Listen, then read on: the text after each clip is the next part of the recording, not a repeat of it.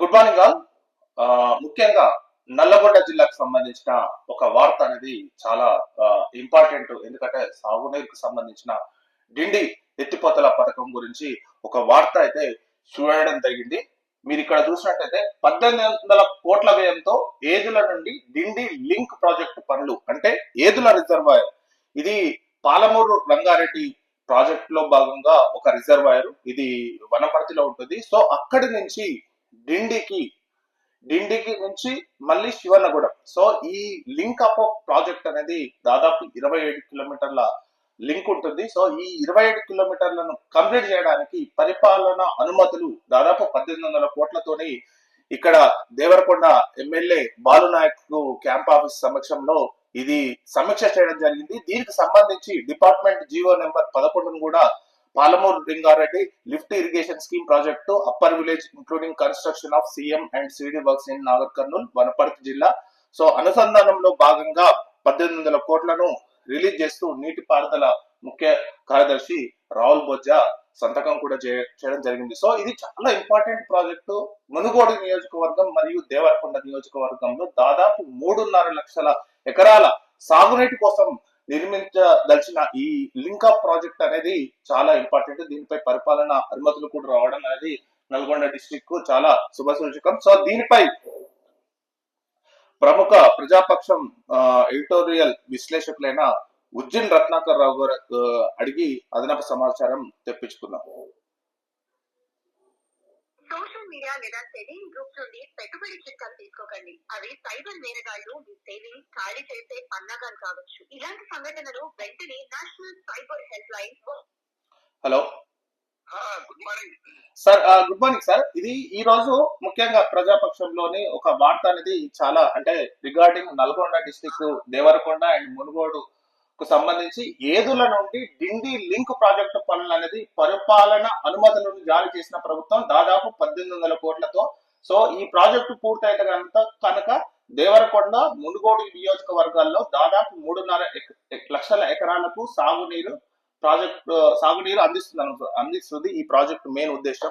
So దీనిపై కొన్ని challenges కూడా ఉన్నాయి సార్. ఎందుకంటే ఈ రిజర్వాయర్ అనేది ఇప్పుడు సపోజ్ ఈ ఏదుల నుంచి డిండి నుంచి సింగరాజుపల్లి నుంచి ఇది గొట్టిముక్కల నుంచి కిష్టాపురం నుంచి శివనగూడెం. సో ఈ మధ్యలో భూమి ల్యాండ్ అక్విజిషన్ కూడా ఒక పెద్ద ఇష్యూగా మారబోతుంది.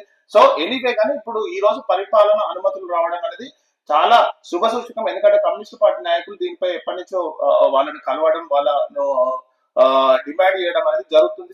సార్ ఈ రోజు పరిపాలన అనుమతులు రావడం మీకు ఎలా అనిపిస్తుంది సార్? ముఖ్యంగా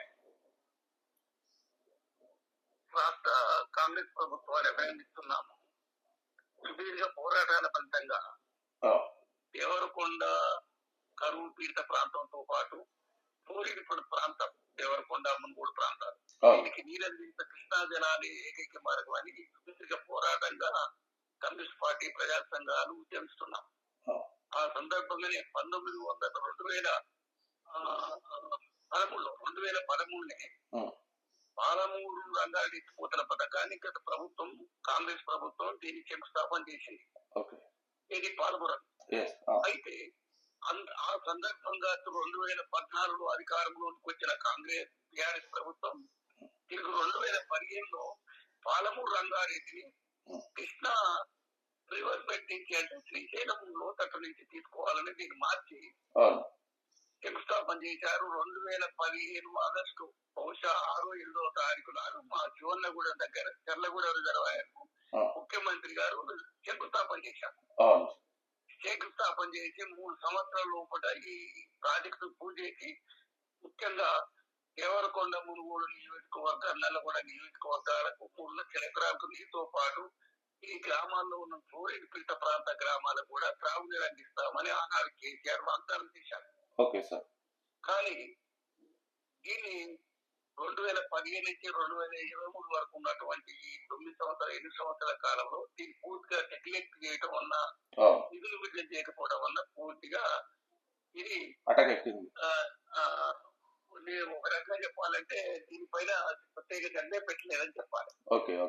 ఆ తర్వాత దీన్ని కొత్తగా ఏర్పడినటువంటి రేవంత్ రెడ్డి ముఖ్యమంత్రిగా ఉన్న ప్రభుత్వంలో ఇరిగేషన్ శాఖ మంత్రిగా ఉన్నటువంటి ఉత్తమ్ కుమార్ రెడ్డి, నల్లగొండకు సంబంధించినటువంటి పీడబ్ల్యూడీ శాఖ మంత్రిగా ఉన్నటువంటి కోమటిరెడ్డి వెంకటరెడ్డి గారు దీన్ని ఎట్టి పరిస్థితుల్లో పూర్తి చేయాలని మొదటి క్యాబినెట్ సమావేశంలో దీన్ని నిర్ణయం చేశారు. 2023-24 బడ్జెట్ లో ఉంటున్నా కానీ 24-25 బడ్జెట్ 200 కోట్లు పెట్టి 25-26 బడ్జెట్ లో దీని మీద 1800 కోట్ల రూపాయలు దీనికి కేటాయించడం జరిగింది. అయితే ఇది మనకు పాలమూరు రంగారెడ్డిలో లిస్టుకు 5 లిస్టులు ఉంటాయి. అందులో ఏదుల లిస్టు నుంచి డైలీ హాఫ్ టీఎం చొప్పున 30 టీఎంల నీళ్లు ఏదుల నుంచి ఇట్లా కొంత గ్రావిటీ చేసి దాని తర్వాత దుద్దిపేట వేస్తే దుద్దిపేట కంప్లీట్ గా డిండి రిజర్వాయర్లకు వస్తారు. డిండి రిజర్వాయర్ ఆ దుండి నది మీదనే కట్టబడింది అనమాట. అది చాలా 1956లోనే దీన్ని నిర్మించారు. దీని ద్వారా గ్రావిటీ ద్వారా డిండి రిజర్వాయర్ గ్రావిటీ ద్వారా మనకు శిఖరాపల్లి రిజర్వాయర్ ఆల్రెడీ పూర్తయింది. అక్కడ ల్యాండ్ కూడా చేయడం జరిగింది. 85% కొట్టుముక్కల రిజర్వాయర్ కూడా పూర్తయింది. ఆ తర్వాత కృష్ణాపల్లి రిజర్వాయర్ లో దాదాపు 75% పూర్తయి 75% కూడా ల్యాండ్ ఎక్విజిషన్ జరిగింది అక్కడ. అక్కడి నుంచి చెర్లగూడెం శివనగూడ రిజర్వాయర్ చాలా పెద్దది 11 టీఎంసీల కెపాసిటీతో నిర్మిస్తున్నటువంటి రిజర్వాయర్. దాంట్లో కూడా ఇంకా 50% రైతుల నుంచి భూములను సేకరించినప్పటికీ డబ్బులు రైతులకు ఇవ్వలేదు. ఆ డబ్బులను వాళ్ళకి ఇచ్చడం వల్ల దీన్ని పూర్తి చేయడం వల్ల ఈ ప్రధానంగా చిన్న ఇక్కడ రిజర్వాయర్లు ఉన్నాయి. అంటే ఇక్కడ చూడాలి చింతపల్లి నీళ్ళు అనుకోండి, చింతపల్లి చెరువులకు కూడా నీరు పోయేటట్టు ఈ విధంగా చాలా చెరువులు కుంటలు నింపుకుంటా ఈ 14 రిజర్వాయర్లు ఈ రిజర్వాయర్లు శిఖరాలపల్లి, కొట్టుముక్కల, కృష్ణాపల్లి, చంద్రగూడెం పెద్ద రిజర్వాయర్లు మిగతా చిన్న చెరువులు. దీని వల్ల దాదాపుగా 2-3 లక్షల ఎకరాలకి నియోజకవర్గాలకు నీరు వచ్చేటప్పుడు ఆస్కారం ఉంది. దీన్ని వెంటనే పూర్తి చేయాలని రాష్ట్ర ప్రభుత్వాన్ని డిమాండ్ చేస్తున్నాం. ఇప్పటికైనా అయితే ఇక్కడ ఒక చిన్న లిటిగేషన్స్ ఉన్నాయి. తక్షణమే ఎక్కడైతే రైతులు ఆందోళన చేస్తున్నారు కృష్ణాపల్లి రిజర్వాయర్లో అటు రిజర్వాయర్లో ఉన్న వాళ్ళకు తక్షణమే చాలా కాలం నుంచి రైతులు ఆందోళన చేస్తున్నారు. వాళ్ళకు ఆర్ఆర్ ప్యాకేజ్ ఇచ్చేసి నిధులను ఇచ్చేసి ఈ కార్యక్రమం చేపట్టాలని రాష్ట్ర ప్రభుత్వాన్ని మేము అభినందిస్తున్నాం. సార్ ఇంకోటి ఇది నల్గొండ డిస్ట్రిక్ట్ లో ప్రాజెక్టులు అంటే ల్యాండ్ ఎక్విజిషన్ అనేది ఒక పెద్ద ప్రాబ్లం గా మారింది సార్. ఎందుకంటే ఇప్పుడు భూములు అనేది నల్గొండ జిల్లాలో ఏ రేట్లు ఉంటాయో మనందరికీ తెలిసిందే. ఎందుకంటే అది హైదరాబాద్ కు దగ్గర ఉండడం వల్ల దాదాపు ఎంతో ఎకరం అన్నా కూడా చాలా వాల్యుబుల్ అవుతుంది. కానీ R&R అంటే 2013 భూ చట్టం ప్రకారం వీళ్ళు ఇస్తున్నది చాలా తక్కువ. సో అది అక్కడనే వస్తుంది సార్. ఇప్పుడు రైతులకు ప్రభుత్వానికి వస్తుంది ఏంటంటే వీళ్ళు 2013 భూ చట్టం ప్రకారం ఇస్తే అది ఇప్పుడున్న మార్కెట్ ప్రకారం అది అన్మ్యాచబుల్ అవుతుంది సార్. సో దాన్ని ఎట్లా మీరు ఓవర్కమ్ చేయాలనుకుంటున్నారు? దానికి ముఖ్యంగా ఎందుకంటే 2013-14 నుంచి తర్వాత 2015 నుంచి ఈ 10 సంవత్సరాల కాలంలో భూమి రేట్లు ఇంకా పెరిగాయి. ఆనాడు 7 లక్షలు, 8 లక్షలు, 9 లక్షలు ఉన్నటువంటి దాన్ని ఈనాడు 30 లక్షలు, 40 లక్షల దాకా ఉన్నాయి ఆ ప్రాంతంలో భూముల రేటు. కనుక ఆ రేటు ఇస్తే రైతులు సిద్ధంగా ఉంటారు. లేదా భూమికి భూమి మాకు ఇయ్యండి కానీ ఉన్న ఆస్తులను శాశ్వతంగా ఉన్నటువంటి మాకు స్టాష్ అయినటువంటి భూమి భవిష్యత్తులో మాకేం కావాలని కూడా ఉంటుంది. రెండవది ఇంకోటి కూడా ప్యాకేజ్ పెట్టాల్సినటువంటి అవసరం ఉన్నది. ఎక్కడైతే ఇరిగేషన్ ప్రాజెక్టులు కానీ లేదా ఇండస్ట్రీలకు కానీ భూములు తీసుకునేటప్పుడు ఆ కుటుంబాలు భూమి ఇచ్చే కుటుంబాలకు ఉపాధి కల్పించేటువంటి చర్యలు కూడా చేపట్టాల్సినటువంటి అవసరం ఉన్నది. ఆ కుటుంబానికి ఆ కుటుంబంలో ఒకరికో ఇద్దరికో అర్హులైనటువంటి వాళ్ళకు ఉద్యోగోపాధ్యాయులు కల్పించి దాని వల్ల రైతులకు పూర్తిగా రోడ్డు మీద పడేయకుండా వాళ్ళు అనుసరించిన తప్పకుండా వాళ్ళు సంతోషంగా ఇరిగేషన్ ప్రాజెక్టు కోసం భూములు ఇస్తారు. ఆ విధంగా సిద్ధంగా కూడా ఉన్నారు సార్. ఇంకోటి సార్ ఇది మనకు అందరికీ నిధులు వెంటనే విడుదల చేసి వాళ్ళకి అడ్వాన్స్ చేయాల్సినటువంటి అవసరం సార్. ఇంకోటి సార్ ఇది నక్కలగల్లి ప్రాజెక్టులో భూ నిర్వాసితులు కూడా నిజంగా కమ్యూనిస్ట్ పార్టీ చాలా పోరాడేది. ఇప్పటికి కూడా వాళ్ళ నిర్వాసితులు అనేది చాలా మందికి రాలేదు. చాలా మంది కొందరు ఆత్మహత్యలు దాదాపు 60 మంది ఆ నక్కలగండి ఏరియాలో ఆత్మహత్యలు చేసుకోవడం జరిగింది. ఇది చాలా విచారకరం. దీనిపై కూడా మీరు ఇప్పుడు స్పందిస్తే బాగుంటుంది. ఎందుకంటే వాళ్ళకు కూడా ఇప్పుడు ఏమవుతుందంటే ఎస్ఎల్బిటి సొరంగ పథకాన్ని 2014-15 నుంచి ఆఫ్ చేయడం వల్ల ఈ 5-6 సంవత్సరాల కాలంలో కొంత చేసిన అనుకోండి, మొత్తం మీద 10 సంవత్సరాల కాలంలో 10 కిలోమీటర్లు చేసి ఆఫీసర్ గత టీఆర్ఎస్ ప్రభుత్వం. దానివల్ల నీరు స్టోరేజ్ చేసి దృష్టి కొద్ది దాని కింద ఇది 34 కిలోమీటర్ల లోపల పరిధిలో ఒక 150 మీటర్ల ప్రాంతంలో మొత్తం మీద లూజ్ సాయిల్ మొత్తం కూలిపోయింది. దాని మీద గత 40 రోజులు యుద్ధ ప్రాతిపదిగా చేపడుతున్నారు. 8 మంది సరిపోవడం దాని దురదృష్టకరం. దీన్ని పెద్ద జాగ్రత్తలు చర్య తీసుకుని దాన్ని ఎట్టి పరిస్థితుల్లో నెల వారం రోజులు పూర్తి చేయించి దీన్ని పూర్తి చేయాలనేటువంటి సంకల్పం ప్రభుత్వం ఉంది. అయితే నక్కలగడ్డ 7.5 TMC రిజర్వాయర్ అది 2 గుట్టల మధ్యన ఫస్ట్ సెకండ్ సొరంగాల మధ్యన నిర్మించే రిజర్వాయర్. అక్కడ మాత్రం కొన్ని తండాలకు, అదే విధంగా కొన్ని ధన్యవాదాలు నాగర్ కర్నూలు జిల్లాలో ఉన్నటువంటి గ్రామాలకు, ఇక్కడి గ్రామాలకు ముంపు గురవుతున్నాయి.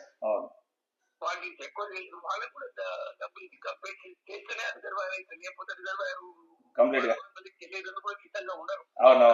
వాళ్ళకు డబ్బులు ఇవ్వాలని ప్రభుత్వాన్ని డిమాండ్ చేస్తున్నాం. అది వెంటనే కొంచెం టైం పెట్టినా కానీ ఇది త్వరగా ఆస్కారం ఉంది, ఇదైనా చేయాలని కోరుతున్నాను. Sir thank you very much sir, నాకు లైన్ లోకి వచ్చి చెప్పారు. సో చూసారు కదా, యాక్చువల్ ఏంటంటే ఇది ఏదిలో నేను మ్యాప్ కేసు చెప్తాను. సో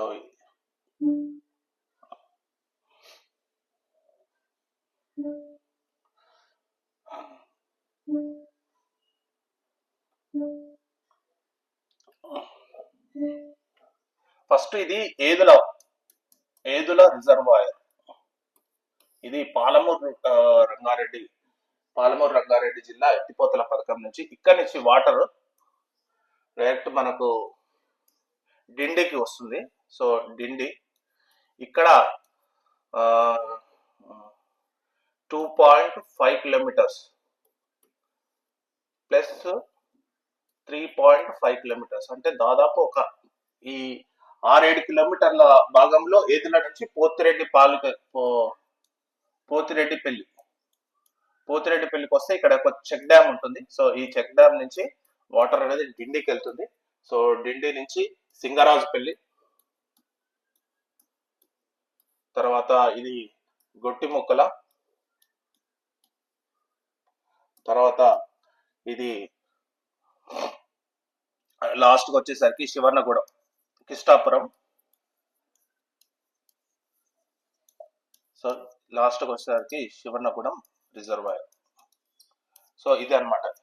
దీనివల్ల దాదాపు ఒక 3.5 లక్షల ఎకరాలకు సాగునీటికి సంబంధించి మునుగోడు అండ్ దేవరకొండ నియోజకవర్గాలు అనేది చాలా బెనిఫిట్ అవుతుంది. సో దీనిపై పరిపాలన అనుమతులు 1800 కోట్లతోని జీవో నెంబర్ 11తో రావడం అనేది చాలా శుభసూచకం నల్గొండ డిస్ట్రిక్ట్, పర్టికులర్ గా దేవరకొండ అండ్ మునుగోడు. కానీ ఇక్కడ ఛాలెంజ్ అనేది మేజర్ గా ఉంది. ఎందుకంటే ఇక శివర్ణగూడెం దగ్గర ల్యాండ్ ఎక్విజిషన్ అనేది కంప్లీట్ కాలేదు. మీకు అందరికీ తెలిసిందే, రైతులు భూమిని వదులుకోవడానికి అంత సిద్ధంగా లేరు. మాకు సరైన R&R ప్యాకేజ్ ఇవ్వండి, భూములు ఇవ్వడానికి కొంచెం సిద్ధంగా లేరు. కానీ దీన్ని మాత్రం ఓవర్కమ్ చేయాల్సి ఉంటుంది గవర్నమెంట్ కు. So thank you very much దీని గురించి.